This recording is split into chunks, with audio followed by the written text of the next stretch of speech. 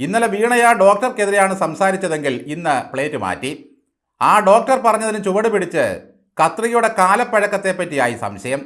അത് ഉമ്മൻചാണ്ടിയുടെ തലയിൽ ചാരി. കനഗോലുവിൻ്റെ തന്ത്രമാണത്രേ ഇതെല്ലാം. നിങ്ങളുടെ കയ്യിലൊരു കിണർഗോലു ഉണ്ടല്ലോ, അയാളുടെ തന്ത്രങ്ങൾ എന്താ പിഴച്ചു പോകുന്നത്? സതീശൻ ഉപേക്ഷിച്ച കത്രിയാണെന്നും ഇപ്പോൾ പറയുന്നു.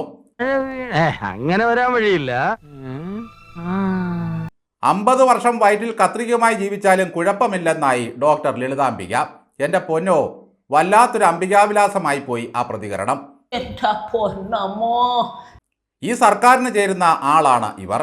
20 വർഷം മുമ്പ് വെച്ച കത്രിക ആകാമത്രേ അത്. എങ്കിൽ ഡോക്ടറുടെ 10 സെന്റിമീറ്റർ നീളമുള്ള 2 കത്രിക ഒന്നിച്ചു വിഴുങ്ങി വെള്ളം കുടിക്ക്. ഒരെണ്ണം വീണ ജോർജിനും കൊടുക്കണം.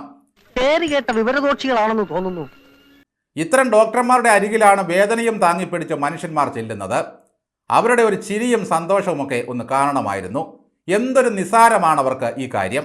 ഇവിടെ നിന്നിട്ട് എനിക്ക് എന്റെ കയ്യും കാലും ധരിക്കുന്നു. അവർക്ക് പൊളിറ്റിക്കലി വീണ ജോർജിന്റെ ചേച്ചിയാകാനുള്ള സകല യോഗ്യതയുമുണ്ട്. രോഗിയുടെ വയറ്റിൽ പണ്ടെങ്ങോ ഏതോ ഡോക്ടർ മറന്നുവെച്ച കത്രിക ഞാൻ എന്തിനാ എടുക്കുന്നേ എന്ന് കരുതിയ ആ ഡോക്ടറുടെ വിശാല മനസ്സ് കാണാതെ പോകരുത്.